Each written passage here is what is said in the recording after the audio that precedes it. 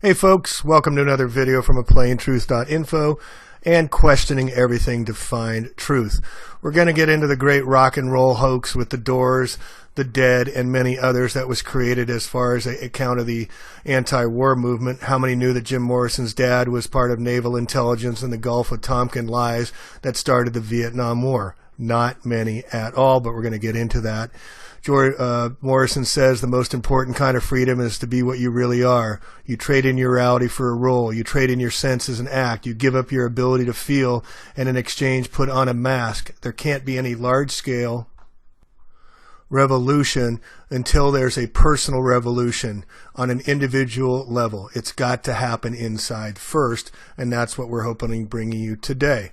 So this is 3 books that base a lot of this from the strange but mostly true story of Laurel Canyon, the birth of the hippie generation by Dave McGowan. His life was taken for writing this book. It came very serendipitous. The book is titled Weird Scenes Inside Laurel Canyon, Inside the Canyon. It's a must-read. Also, Sophia Smallstorm has a good podcast with the late, great Dave McGowan, who started this all through his investigation, and we'll find out how he was cancered and suicided as well. The other book I'm going to get into in the next part 2 is The Memoirs of Billy Shears. This is by Billy Shears writing, who took over for Paul McCartney after he had his mind blown out in a car. He didn't notice that the lights had changed.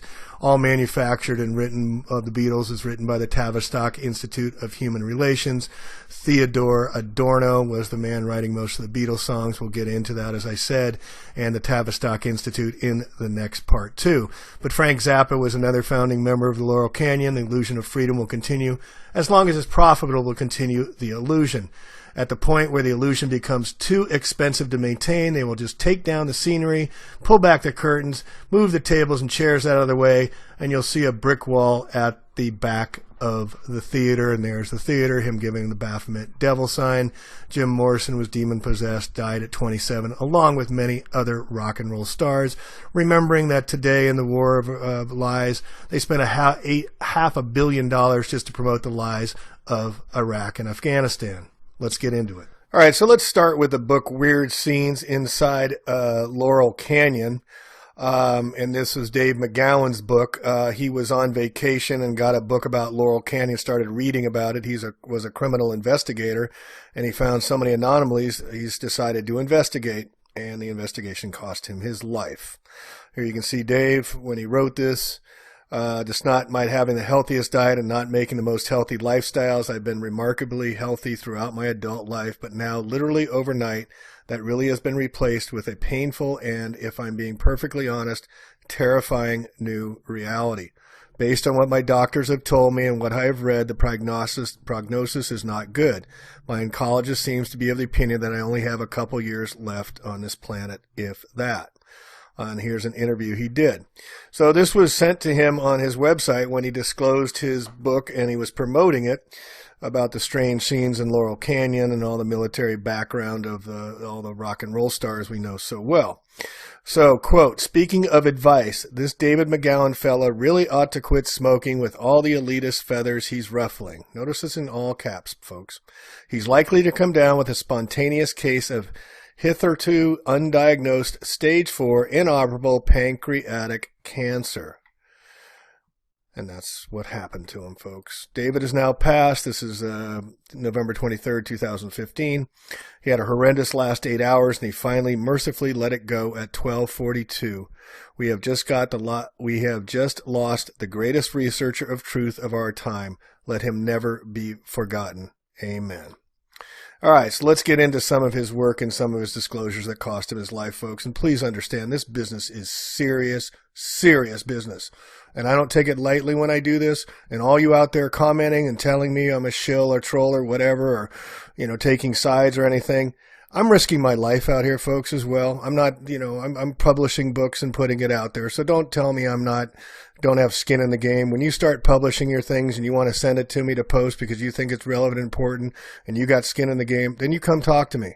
But all your comments that you're judging from the sidelines, unless you're in the game, you don't know what it's like. All right. So please stop the judgment, support me where you can. If not, just move on. I don't care. Just move on. I'm doing this from my heart and so that we all can move and understand the world a little better. All right. So this is from Mr. McGowan's book, May 8th, 2008. This is from a website that somebody, Center for Informed America.com.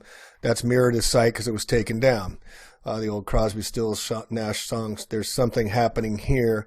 What it is ain't exactly clear, but Mr. McGowan has brought it much clearer for us. It is the first week of August 1964, and U.S. warships under the command of U.S. Admiral George Stephen Morrison have allegedly come under attack while patrolling Vietnam's Tonkin Gulf. This event, subsequently dubbed the Tonkin Gulf Incident, will result in the immediate passing by Congress of obviously pre-drafted Tonkin Gulf resolution, which will, in turn, quickly lead to America's deep immersion into the bloody Vietnam quagmire. But it is well over 50,000 American bodies, along with literally millions of Southeast Asian bodies. Same thing in Iraq, folks. Millions have died for our lies. Will litter the battlefields of Vietnam, Laos, and Cambodia. My sister-in-law lost her father in Laos as well during serving the war. It's personal. For the record, Tonkin Gulf incident appears to differ somewhat from the alleged provocations that have driven this country to war. This was not, as we have seen so many times before, a false flag operation. It was also not, as we've seen on more than one occasion, an attack that was quite deliberately provoked. No, what the Tonkin Gulf incident was, as it turns out, is an attack that never took place at all. The entire incident, as it has been all but officially acknowledged, was spun from whole cloth. It is quite possible, however, the intent was to provoke a defensive response. The ships in question were an intelligence mission and were operating in a decidedly provocative manner. It is quite possible when Vietnamese forces failed to respond as anticipated, Uncle Sam decided just to pretend it all happened. February 1965, the U.S., without a declaration of war, with no valid reason to wage one, began indiscriminately bombing North Vietnam. By March of the same year, the infamous Operation Rolling Thunder will have commenced. Over the course of the next 3.5 years, millions of tons of bombs, missiles, rockets, incendiary devices, and chemical warfare agents will be dumped on the people of Vietnam in what only can be described as one of the worst crimes against humanity ever perpetrated on this planet.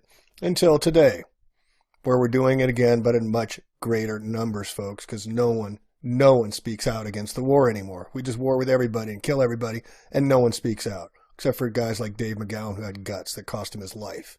Also in March 65, the first uninformed U.S. soldier will officially set foot in Vietnam. By April of 65, fully 25,000 uniformed American kids, most still teenagers, barely out of high school, will be slogging through the rice paddies. By the end of the year, the strength will be 200,000, almost 250,000. In the early months of 65, but a new scene is just beginning to take shape in Los Angeles. In Laurel Canyon, a heavily wooded, rustic, serene, yet vaguely ominous slice of L.A. nestled in the hills. Musicians, singers, and songwriters suddenly begin to gather as through those summoned by some unseen Peter Piper. Within months, the hippie flower child movement will begin, giving birth there, along with new style of music that will provide the soundtrack for the tumultuous second half of the 60s. Now, why they brought this out was to counter the anti-war movement. Flower power. An uncanny number of music superstars will emerge from Laurel Canyon beginning in the 60s. What are the odds carrying through the decades? The first drop an album will be The Byrds, whose biggest star will be David Crosby. Mr. Tambourine Man will be released in the summer solstice of 65. They love their dates. It will quickly be followed by releases from John Phillips, Mamas and the Papas, and Frank Zappa, The Mothers of Invention, and Buffalo Springfield, featuring Steve Stills and Neil Young, including The Doors as well. One of the earliest of Laurel Canyon Sunset Strip is Jim Morrison. You recognize the name? The enigmatic lead singer of The Doors, he'll quickly become one of the most iconic, controversial, critically acclaimed, and influential figures to take up residence in Laurel Canyon. Curiously enough, though, the self-proclaimed Lizard King has another claim to fame. He is the son, as it turns out, of the aforementioned George Stephen Morrison, who helped to guide the false narrative of Gulf of Tonkin. What are the odds, folks? It gets better. Even while his father was actively conspiring to fabricate an incident, of an illegal war, the son is positioning himself to become an icon of the hippie anti-war crowd. Nothing unusual about that, I suppose. You know, a small world and all that, and it's not as if Jim Morrison's story is unique in any way. Then there's Frank Zappa, who comes in as well. Along with certain members, he has a sizable entourage in his log cabin. Nevertheless, Zappa, born careless enough on the winter solstice, never really made a secret that he had nothing but contempt for the hippie culture. Counterintelligence, control both sides of the narrative. In case you're wondering, Zappa was a chemical war. Let me back up here. Frank's dad was also a little regard for the youth culture, given that Zappa was, in case you were wondering, a chemical warfare specialist assigned to where else? The Edgewood Arsenal. Edgewood is the longtime home of America's chemical warfare program. It's also deeply enmeshed in the MK Ultra operations. This is how long this stuff's been going on. The family later moved to Lancaster near Edwards Air Force Base, where Zappa continued to busy himself. Zappa's manager, by the way, is a shadow character, Herb Cohen, who had come out of L.A. from the Bronx, and his brother Mutt, who names his son Mutt, just before the music and club scene heating up. Cohen, a former U.S. Marine, had spent years traveling the world before his arrival in Laurel Canyon. Travels take him to Congo in 1961 at the very time the leftist minister Patrice Lumumba was being tortured and killed by our very own CIA. Oh, lovely. All right, Frank Zappa's wife, Gail Zappa, known formerly as Adelaide Sloatman, hails from a long line of naval officers. She herself had once worked as the secretary for the Office of Naval Research and Development. Gail had attended a naval kindergarten with Mr. Joe Risen himself, Jim Morrison. What are the odds? The very same Jim Morrison later attended the same Alexandria CIA Virginia High School as the two other future Laurel Canyon luminaries, John Phillips and Cass Elliott, Mama Cass. Okay, so John Andrew Phillips was, shockingly enough, yet another child of military intelligence, the son of a U.S. Marine Corps Captain Claude Andrew Phillips, and a mother who claimed to have psychic and telekinetic powers. John attended a series of elite military prep schools in Washington, D.C., culminating in an appointment at the prestigious U.S. Naval Academy at Annapolis. So John married Susie Adams, a descendant of John Adams. Susie's father, John Adams Jr., had been involved in what Susie described as cloak and dagger stuff with the Air Force in Vienna, unquote, or what we like to call covert intelligence operations. So it goes on about Phillips, captain in the military, during the 2 weeks that the Cuban Missile Crisis played out a few years after Castro took power. John Phillips found himself cooling his heels in Jacksonville, Florida, alongside, coincidentally, I'm sure, the Mayport Naval Station. Mr. Stephen Stills, Crosby, Stills, Nash & Young, has the distinction of being a founding member of two of Laurel Canyon's most acclaimed and beloved bands, Buffalo Springfield and CSNY. For what it's worth, the opening lines that would appear at the top of this Bluebird, which coincidentally or not happens to be the original code name assigned to MK Ultra program. Stephen Stills, Jan, the product of yet another military family raised partly in Texas, young Stephen spent large swaths of his childhood in El Salvador, Costa Rica, and Panama Canal Zone, and various parts of Central America. As with the rest of his cast of characters, Stills was educated primarily at schools on military bases and elite military academies, among his contemporaries in Laurel Canyon. Stephen will later tell anyone who will sit and listen that he had served time for Uncle Sam in the jungles of Vietnam. All right, David Crosby, founding member of the seminal Laurel Band of the Byrds and CSNY, the son of an Annapolis graduate and World War II military intelligence officer, Major Floyd Delafield Crosby. Like others in this story, Floyd Crosby spent much of his post-service time traveling the world in places like Haiti, where he paid a visit in 1927. The country happened to be, coincidentally, under the military occupation of the U.S. Marines. One of the Marines doing the occupying was a guy earlier by the name of Captain Claude Andrew Phillips. Can't make this up. Crosby's much more just the son of Major Floyd Delafield Crosby.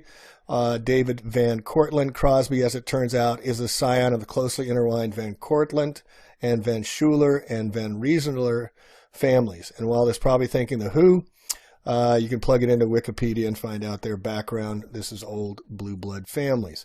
It also includes, I should hasten, for those who wish to taste for things more than a few high-ranking Masons: Stephen Van Rensselaer, The third, for example, served as Grand Master of the Masons for New York. And if that isn't impressive enough, according to New England Genealogical Society, David Van Cortlandt Crosby is also a direct descendant of Founding Fathers and Federalist Papers author Alexander Hamilton and John Jay. What are the odds?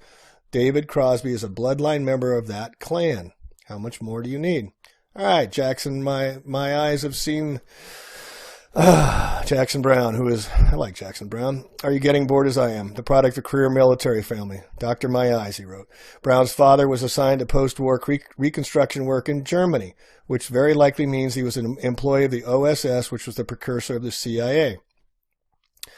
U.S. involvement in post-war reconstruction in Germany largely consisted of maintaining as much of the Nazi infrastructure as possible while shielding war criminals from capture and prosecution. See Operation Paperclip. See also Operation Keyhole, where we let die millions, sent them back to Stalin for their deaths after World War II, and also detained enemy forces, where we rounded up all the Germans, over 1 million of them, and let them starve to death in concentration camps after the war. After the war, we let these people, old people, young people who couldn't fight the war, too poor, couldn't fight, and we let them just die in Germany. Fact. Against the backdrop, Jackson Brown was born in a military hospital in Heidelberg, Germany. Some 2 decades later, he emerged as, never mind, as the band America with all 3 hits, Ventura Highway, A Horse with No Name, and The Tin Man. I guess you probably don't need to hear that all 3 of these lads were products of military intelligence community. Beckley's dad was a commander of the now-defunct West Russellip U.S. Air Force near London.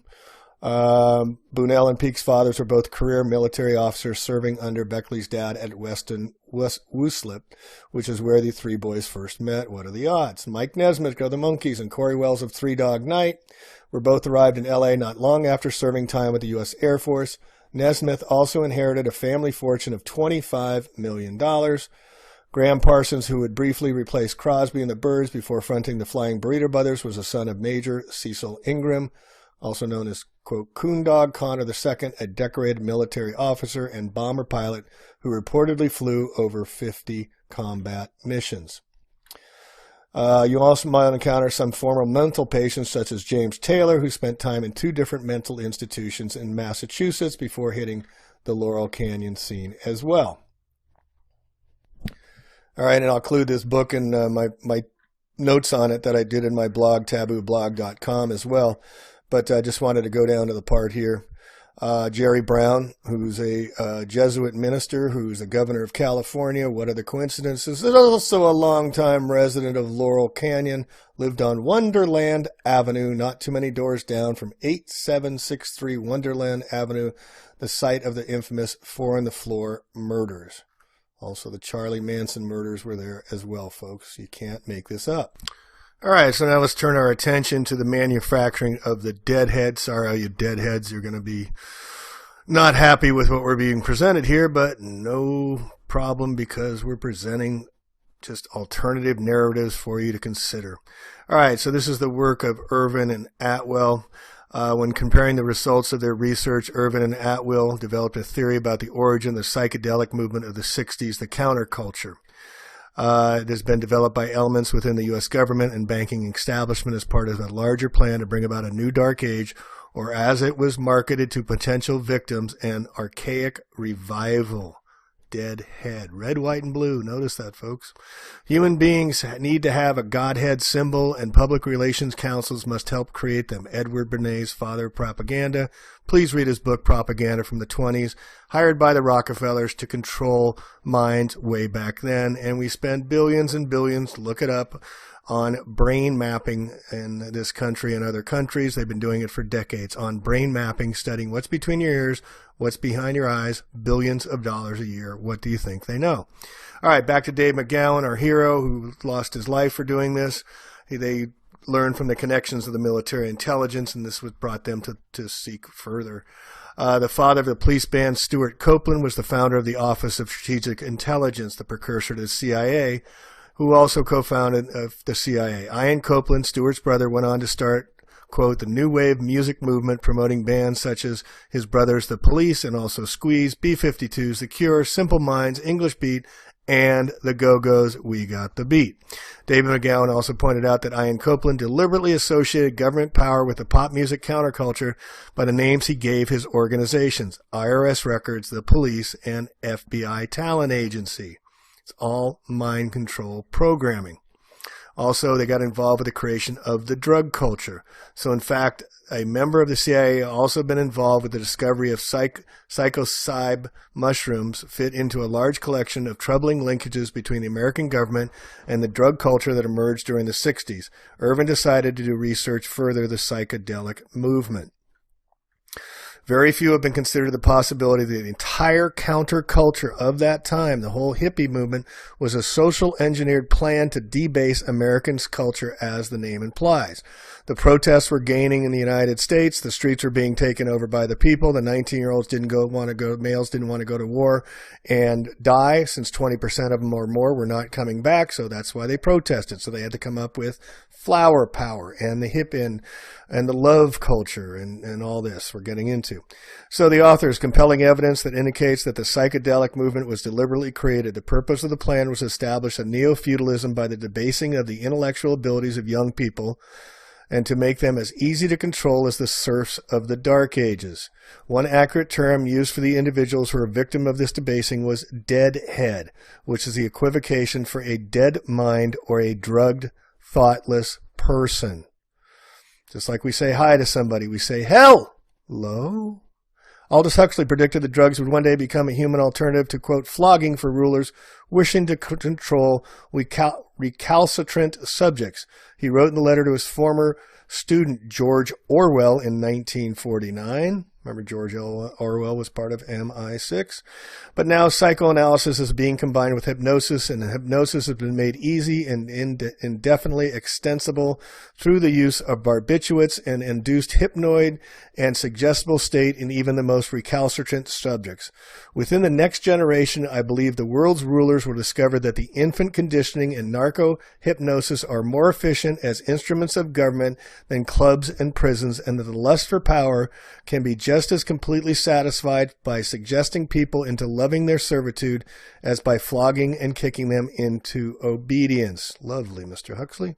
Decades later, one of CIA's own MKUltra researchers, Dr. Louis Jolin West, while citing Huxley, had this to say, quote, "The role of drugs in the exercise of political control is also coming under increasing discussion. Control can be through prohibition or supply. The total or even partial prohibition of drugs gives the government considerable leverage over other types of control.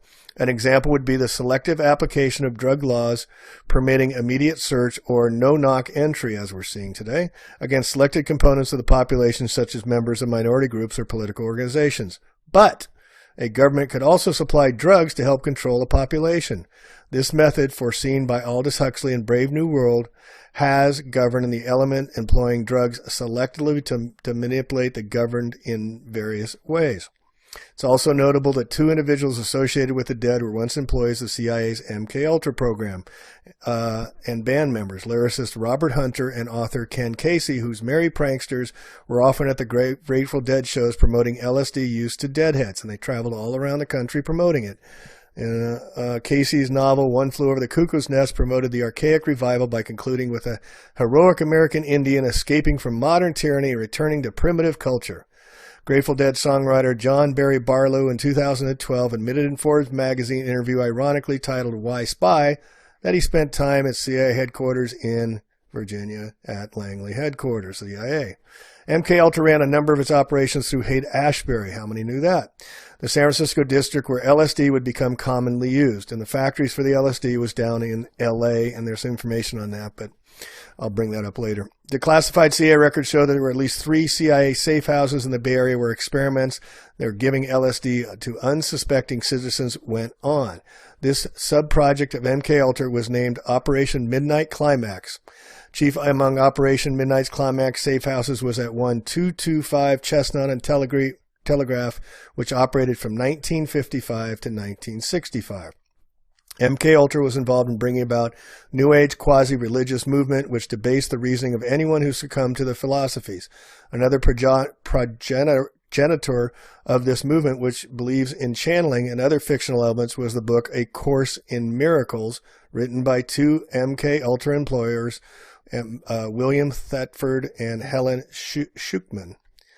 All right, so the Grateful Dead was promoting LSD in San Francisco, another music counterculture scene with many suspicious connections to military intelligence, began promoting the young people attending music clubs in the Sunset Strip.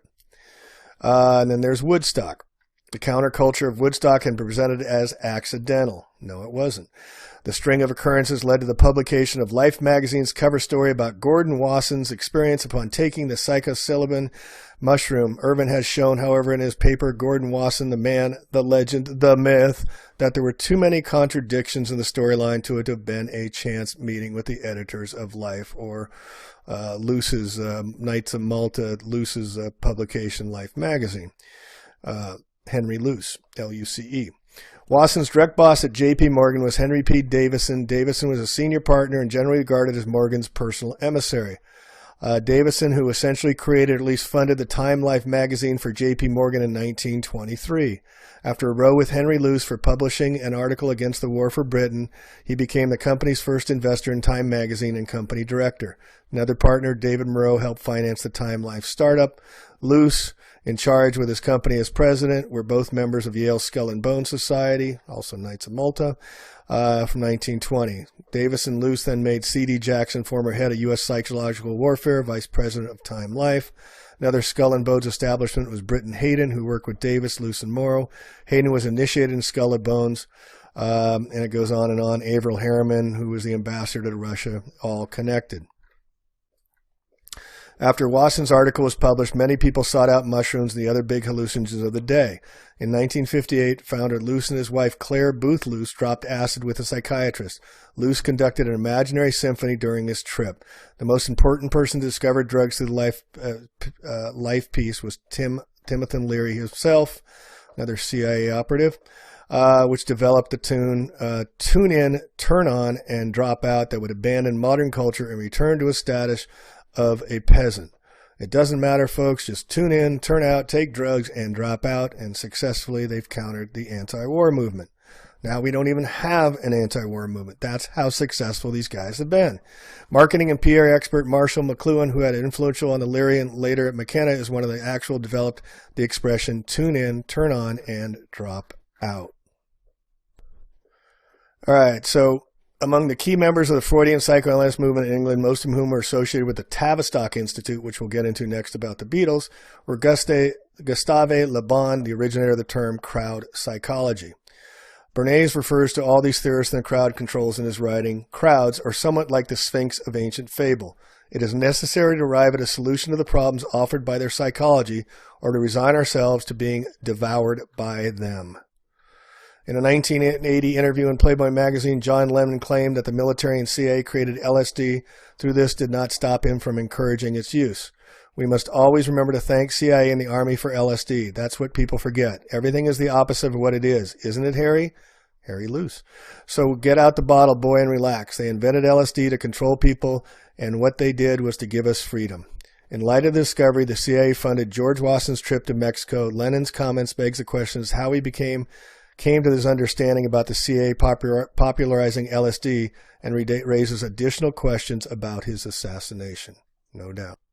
All right, and here we've got another article I'm going to do on the Beatles and the Tavistock Institute, and all their music was made by the Tavistock Institute, one Theodore Adorno, and the counterculture was the Dark Side, the Rolling Stones paint it black, sympathy for the devil, the good boys, the bad boys. We'll get into it next. But what I want to bring your attention to for staying on the dead, interesting to note, the Tavistock Institute, a human rights child organization, the Stanford Research Institute, or SRI, developed the Grateful Dead, among other things. Alan Trist, a social engineer for the Tavistock Institute, became the shadow manager of the Dead. His father, Eric Trist, was one of the principal founding members of Tavistock. It was part of the development of dynamic psychological warfare model to be used on foreign and domestic populations, modeled ultimately on the Lord Gordon riots in London and the Jacobin terror of the French Revolution. The purpose was to mobilize mobs in an ideological opposition to the state as a mass destabilizing operation. A mass destabilizing operation. So Garcia and all promoted the acid test. Tune on, tune out, turn out. What was the real order? You suddenly find yourself in a new space with new form, more like the flow. To put Garcia's formulation in terms of contemporary silicon venture capitalists might understand, LSD was a disruptive technology, and except that instead of upending mere transactions such as hailing a cab or renting a hotel, the things being disrupted were the basic conventions of society, which is why mainstream America was and remains so terrified of the drug. So the Dead's handlers, August Owsley Stanley. Owsley. He was a key figure in the San Francisco Bay Area hippie movement during the 60s and played a pivotal role in the counterculture. Under the professional name Bear, he was the sound man for the rock band The Grateful Dead, where he met Ken Casey, invited them to the acid test party. As their sound engineer, Stanley frequently recorded live tapes behind the mixing board and developed their wall of sound system, one of the largest mobile public address systems ever constructed. Stanley also designed the band's trademark skull logo. Who knew that? Stanley was the first private individual to manufacture mass quantities of LSD, working for the CIA. By his own account, Stanley produced 500 grams, amounting to a little more than 5 million doses at a time, so everybody could tune in and tune out. He was the son of a political family from Kentucky. His father was a government attorney. His grandfather, A. Owsley Stanley, a member of the United States Senate after serving as governor of Kentucky and U.S. House of Representatives. At an early age, he committed himself to St. Elizabeth's Hospital in Washington, D.C., studying engineering at University of Virginia before dropping out. When he was 21, he enlisted in, here we go, the U.S. Air Force and served for 18 months before being discharged. Became known as Owsley's Acid as he provided it for everybody. Stanley met the members of the Dead during 65. He financed them, folks. He financed them and worked with them as their first sound man. Where did he get his money from? During this time as sound engineer for the Grateful Dead, let me move this over. Stanley started what became a long-term practice, recording the Dead while they rehearsed and performed. His initial motivation for creating what he dubbed as the Sonic Journal was to improve his ability to mix the sound, but the fortuitous result was an extensive trove of recordings from the heyday of San Francisco concert dance scene in the mid-'60s, no doubt. And here we see, this is from a New York Times article here. We can see about Mr. Owsley. Stanley remained with the band on and off through the 70s, when, according to Rolling Stone, too much even for the Grateful Dead, they parted company. His other clients included John Lennon, who, according to the Beatles' biography, contracted to pay Mr. Stanley for a lifetime supply of his wares. It's all connected. So just following real quick how far this goes back, this is the grandfather, Augustus Owsley Stanley. He assumed an anti-prohibition stance. Now, why this is important in 1914, while he was a member of the House of Representatives, is another false narrative, false story, is the anti-prohibition. Prohibition was not created because people were drinking too much. It was created because Henry Ford would not play ball with Rockefeller. Henry Ford's new Model A's that came out, the first editions, had a switch that could run on switchgrass and on hemp oil. His idea was that the farmers across the country would benefit, where people could drive their cars cross country, make their own alcohol gas, and drive cross country supporting farmers and buying their food. Rockefeller wanted to sell his fuel, his Standard Oil fuel, so he created the Prohibition along with Joe Kennedy. And if I look further, I'd no doubt see an association between Mr. Stanley and the Rockefellers and the Kennedys as well. And then here we go, the Christian connection, father, the minister, disciples of Christ, Christian college, blah, blah, and blah. All right, wrapping it up here since we're getting past 30 minutes and I don't want to take too much of your time. We'll get into the whole Laurel Canyon, Lookout Mountain, nuclear bomb hoax photography studio, also the making of the fake Apollo missions as well. Lookout Mountain was right above Laurel Canyon, established as a secret film unit. Air Force Base Station covert studio closes after the world's nuclear powers all agree to move testing underground. They finished their work. Jay Leto, born in Louisiana, worked for Echelon Global Surveillance Intelligence Cooperation run by the U.S. 1971 is born. Leto lends his breakout role. This is the guy that bought Lookout Mountain. A firm called 180 Center leases Lookout Mountain and turns it into an extensive rehab center, charging $50,000 a month. 180 shuts down after Hollywood Reporter reveals questionable activity, including the death of 2 residences as well. Weird scenes in Laurel Canyon as well. So we can see the nuclear bomb facility compound in Laurel Canyon. As I said, we'll get into this more later, but there's a lot of pictures that confirm and show this secret facility that was used as a nuclear film studio to fake the nuke bombs. Wonderland Avenue in Hollywood Hills, the United States Air Force established Lookout Mountain in 1947, as we said. During its 22 years of operation, Lookout Mountain produced approximately 6,500 classified films for the Department of Defense and the Atomic Energy Commission, documenting nuclear tests, fake tests, Operation Greenhouse, Operation Teapot, Operation Buster Jangle. The compound since converted an 8-bedroom, 12 bathrooms, and sold to that guy Jared Leto for $5 million. And here's an old picture from it. And as you can see here, Russia has an A-bomb as they practice the propaganda. And for those of you that think nuclear weapons exist, I need you to think again and do your research here. I'll include these in the show notes. But again, we're being told a bunch of massive lies. You can look at the Nuclear Scare Scam by Galen Winsor. And when you watch this, he is actually eating, I don't know if it's plutonium or uranium, to show it is not hazardous. We've been worked again.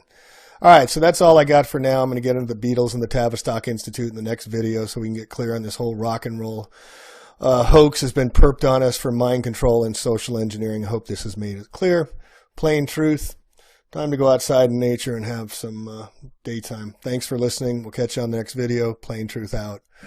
Rock and roll is here to stay. Love will never die. Peace out. Love will find a way.